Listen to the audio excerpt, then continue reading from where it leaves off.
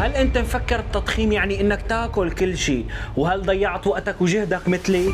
بهذا الفيديو رح اعطيك الخلاصة يلي تعلمتها بعد سنين من الاخطاء مشان تضخم صح وتحافظ على جسمك طول السنة.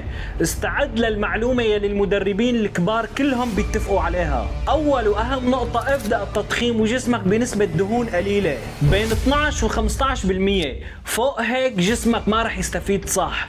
ثانيا، احسب سعراتك الحرارية، ضروري تعرف كم بتاكل مشان تقدر تتطور بشكل مستمر. ثالثا، الكارديو بالتضخيم خليه 2 ل 3 مرات بالاسبوع لصحة قلبك وامتصاص افضل للاكل. رابعا، تمرن بجدية من 3 ل 5 ايام بالاسبوع، والاهم استريح منيح ونام 8 ساعات. العضلات بتنمو بالراحة مو بالنادي. خامسا، تمرن على حسب طاقتك، مو ضروري تضغط على حالك كل يوم، استمع لجسمك. بس كل هاي التفاصيل الاحترافية اللي بتخليك توصل لجسم احلامك موجودة في الفيديو الكامل في قناتي على اليوتيوب، الرابط بالبايو. ولا تنسى المتابعة واللايك والشير. سلام.